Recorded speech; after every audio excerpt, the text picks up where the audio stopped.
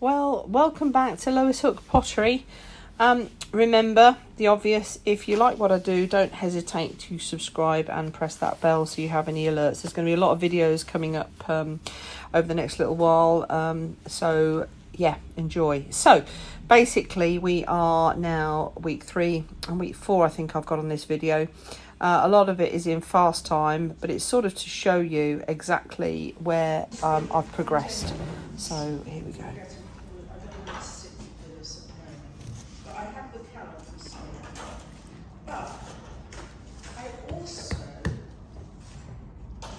I've got small calipers as well. Okay. Now,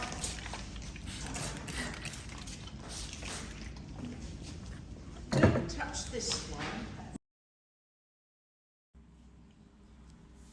So the first thing that I do here is I realise the eyes were all just in the wrong place and I needed to rethink. Jenny's hair that I'm doing, she has a very, very, very high forehead, so that was really, really key in making sure that I get that bit sorted.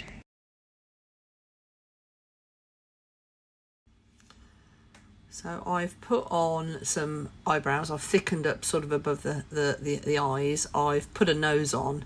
You can see, though I didn't in the initial instance, that I've made the nose far too wide and far too big, but I trim all that down. Now, one of the things she said is the eyes are an eye. Basically, it's 3 eyes across. The gap between the 2 eyes is another eye distance. So I'm just sort of showing you where I've got to this point. I know I have to start building up on the forehead, and I think I'm working on the nose again a bit more, adding some more cheekbones on, and seeing where I get to. So it's sort of easier to get some idea. I've actually thrown some lips on, and in fact my lips were really good, and I only trimmed them back and made them look more like Jenny's lips on the last week, because they actually went on really, really well. I'm adding on the side of the cheeks here because she's quite wide on the cheek. You've seen the photos in the previous one. I should put a photo up just to remind you of what we've got there actually.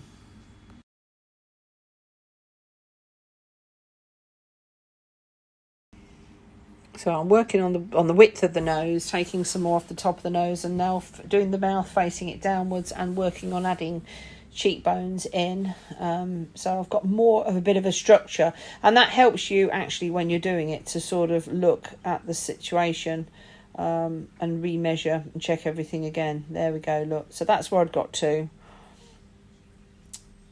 Yeah, that actually shows me that you can see the brow is the next bit. Time to work on the brow. So I'm building it up here. Takes a bit of time, of course.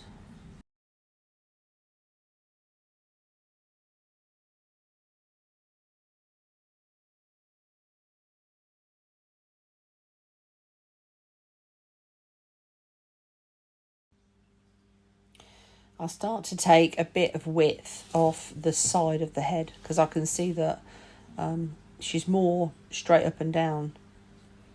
So I'm taking some width off there, and I'll do the same on the other side.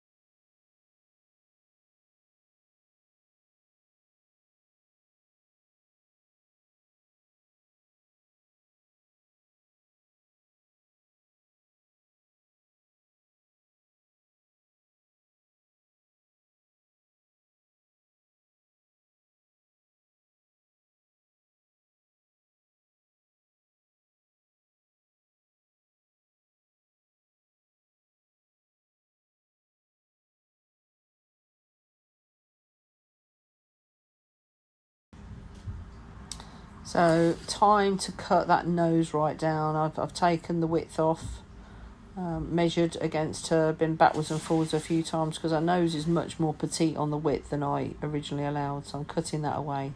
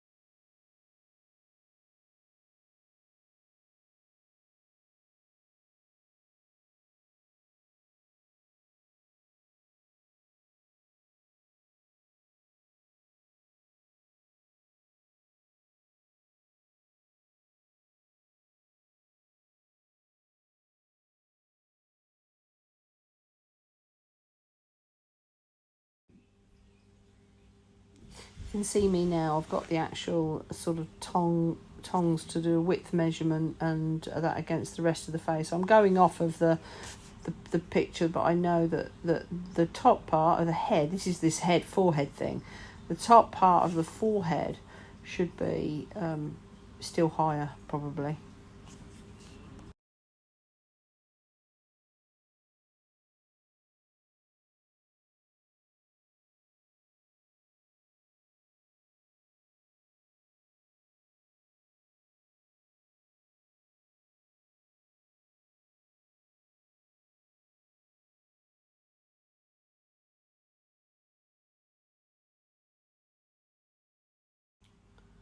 So this is tidying up time actually. I've put a neck on it because I'm thinking about putting shoulders on it, but I've just basically wrapped some clay around the bottom. So again, I've got a little bit more to work out. Now there I am wrapping it up. I've wet the towels.